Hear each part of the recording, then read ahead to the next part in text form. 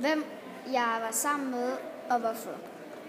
Jeg var sammen med en af mine klassekammerater. Det var meget spændende, for jeg plejede at være sammen med den person. Og det var en lidt underlig følelse i mig, at det lige pludselig var en helt næsten ukendt, men man lærte en masse om personen. Hvordan kom I frem til mønstret? Det gjorde vi ved, at vi blev inddelt i grupperne, som sagt. Og så derefter gik vi rundt på gangene og interviewede hinanden. Og så kom jeg jo frem til, hvordan en persons mønster skulle være.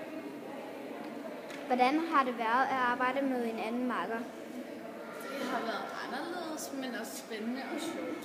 Fordi at du plejer ikke at være sammen til personer, så det gav os, så lærer man lidt andre fra klassen, og det bliver straks meget sjovere både at være i klassen.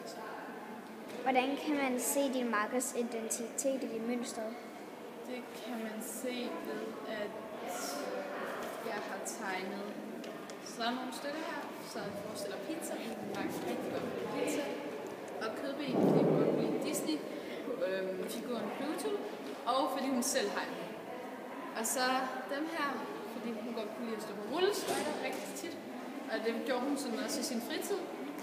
Og firkanter, fordi hun godt kunne lide, det var bare lidt en ekstra køn, og hun godt lide firkanter. Fortæl, hvordan jeres mønster er kommet fra tegning til computer, til cutter, til t-shirt, til sko. Vi startede med, at vi tegnede dem ned i en skitseblok, og derefter tegnede vi dem ned, så det blev den originale.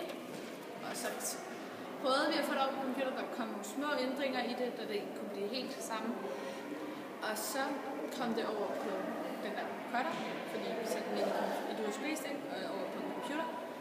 Og så blev det trykt ud på cutter, og så fik vi lavet en t-shirt, ved at vi trykkede på t-shirt. Så da det var kommet ud af cutter, blev det trykket på en t-shirt, som så vi malede, og så dannede det t-shirt, og så på en skål, der sandblæste. Hvad har vi lært om 2D-printer og FabLab? Om 2D-printeren, at det er en maskine, der kan meget, i forhold til, at man ikke lige tror, når man ser den, men at den gør meget. For eksempel, du kan trykke det ud som t-shirt og alt muligt andet. Og skilte bruger du den også til. Og FabLab-projektet, der har jeg lært, at det er både innovativ tanke, og at du kan rigtig meget med projektet, både på computer og det hele.